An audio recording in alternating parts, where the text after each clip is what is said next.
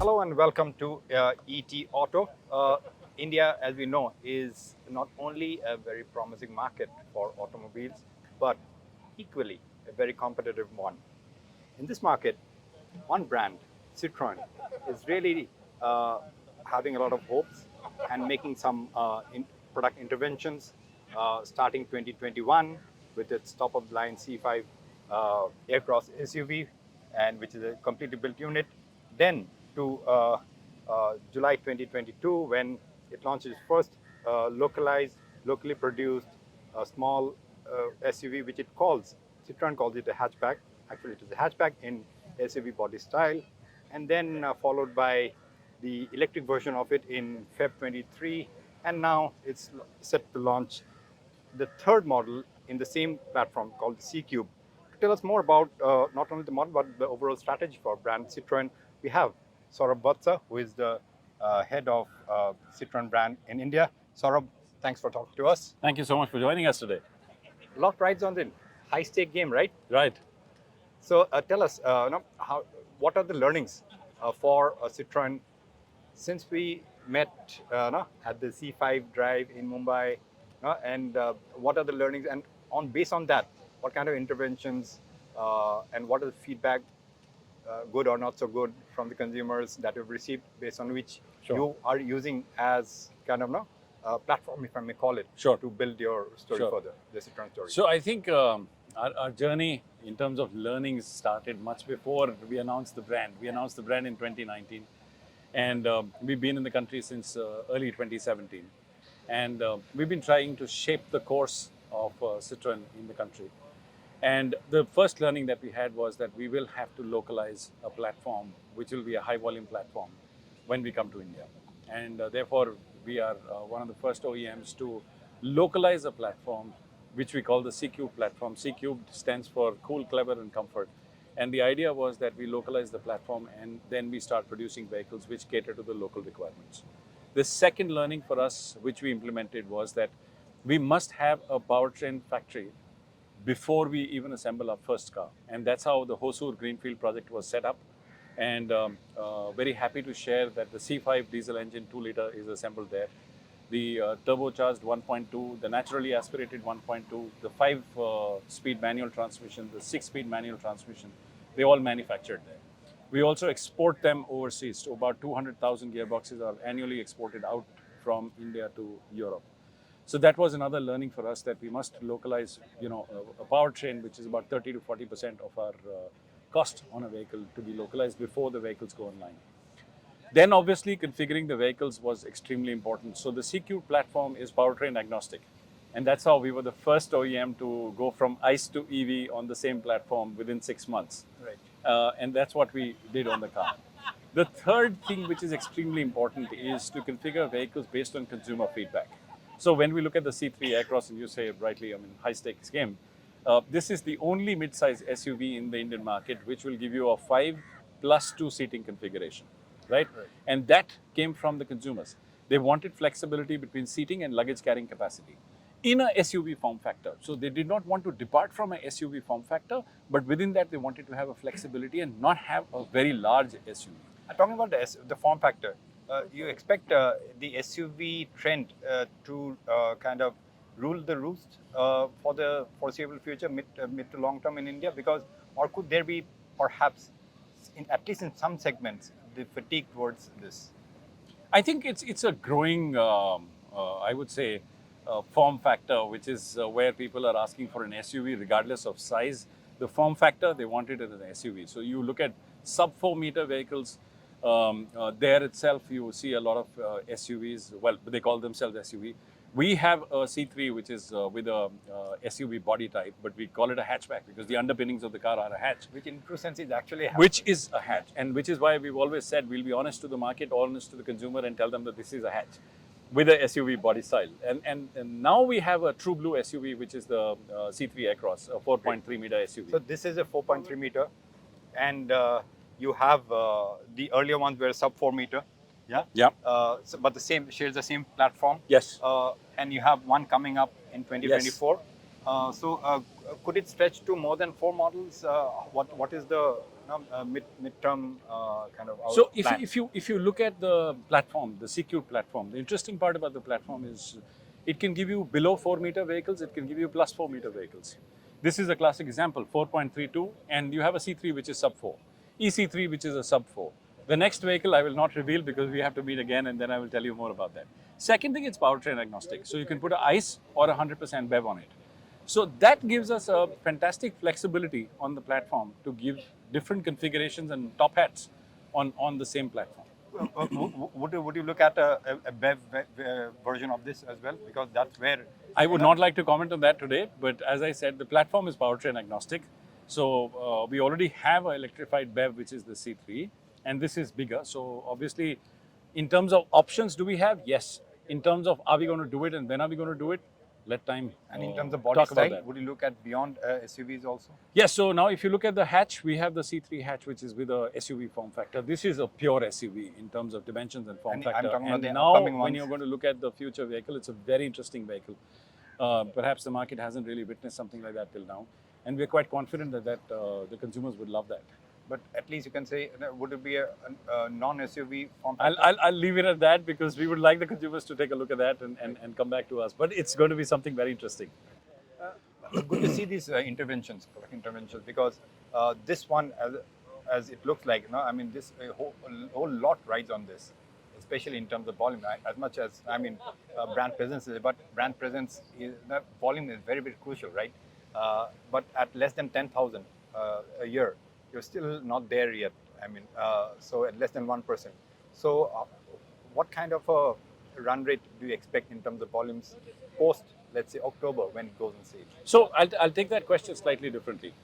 As you can see, our interventions in terms of strategy have been very different. Having a powertrain localization before the vehicles go online, having a 97, 95% localized platform, a powertrain agnostic platform, sub 4 meter plus 4 meter capability.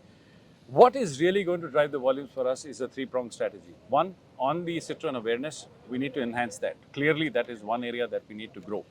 That will grow because we are also going to expand our network. COVID, we saw over dealerization. A lot of dealers really struggled with the business. We learned from that and we made sure that the dealer throughput is something that we work on, and we will ensure that all our dealers are on that throughput, which is the prime thing required for sustenance. Number three, what is really important is the volumes will grow with model introductions. So we have a clear-cut strategy: grow the awareness, grow the network, introduce new models, and grow the business.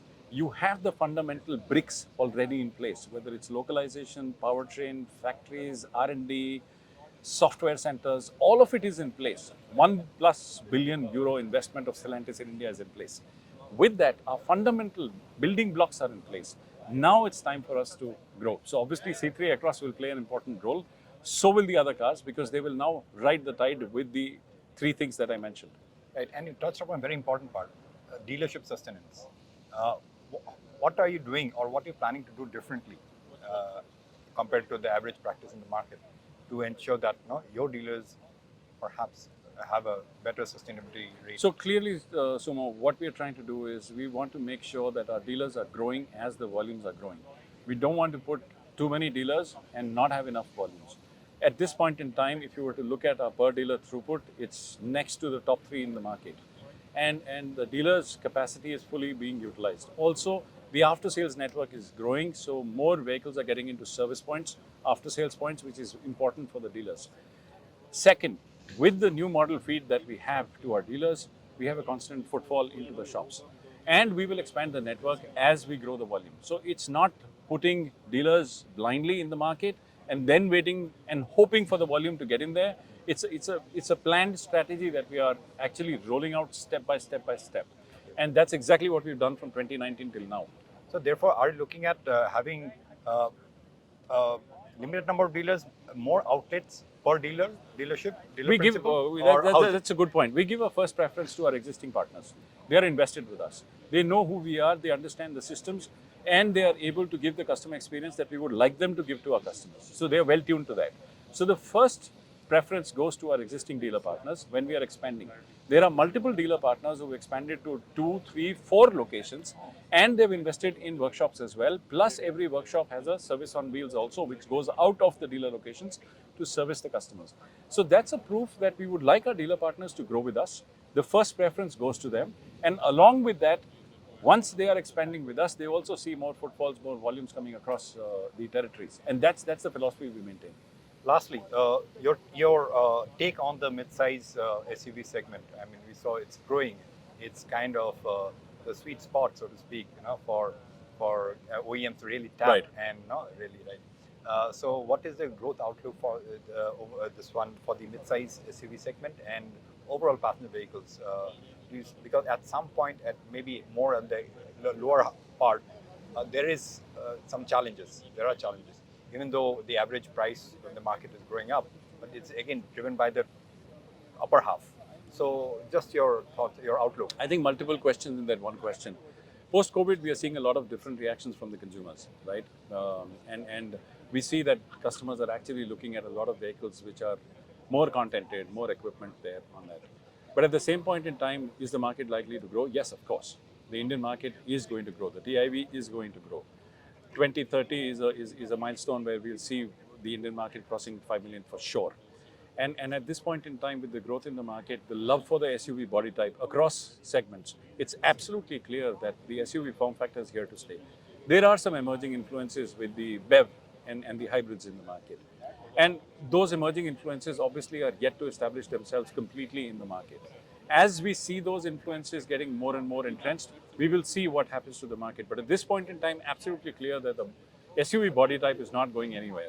And the customers are loving it. One follow-up on that. When you say, I mean, definitely you're looking at a 5 million plus market, but when the mid-size SUV, how It'll big be would more it than double of what it is today, clearly.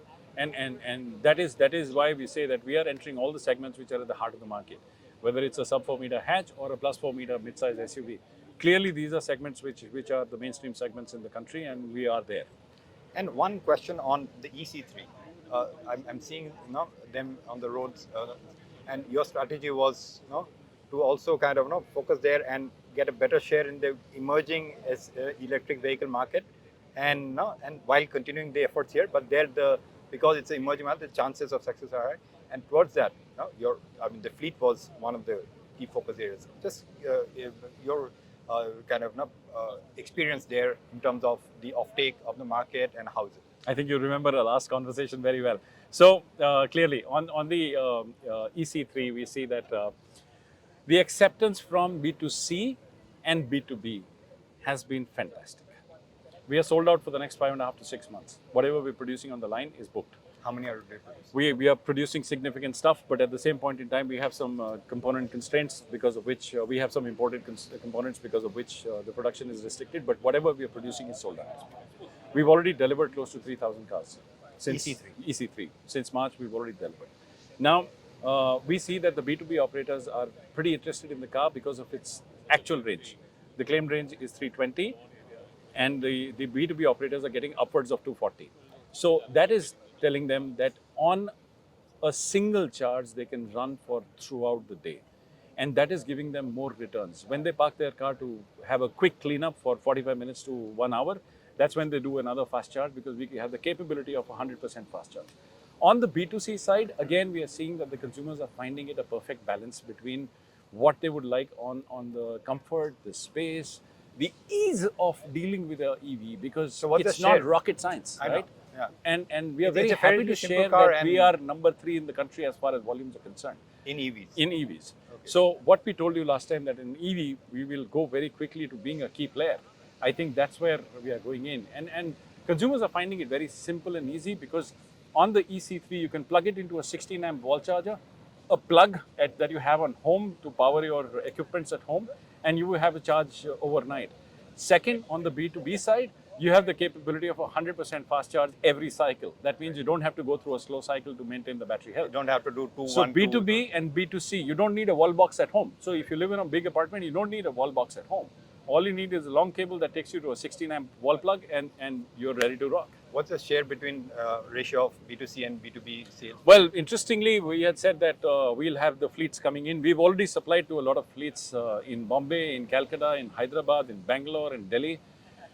Right now, we have about a 90% share on B2C, and we have a B2B, long you way mean? to B2C. B2C. Okay. And B2B is endless because they all want cars and the numbers are significant.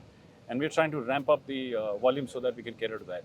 Okay. All the best on that note then Thank you so to much, you Sumo. and your team. Yeah. Thank you. Thank you. There you heard Saurabh Vatsa, head of brand Citroën in India, talking about the C3 Aircross SUV, the mid-size segment, growth prospects, growth outlook for the overall passenger vehicle market, and as well as the electric vehicle market performance, Citroen's performance in the Indian emerging Indian electric vehicle market.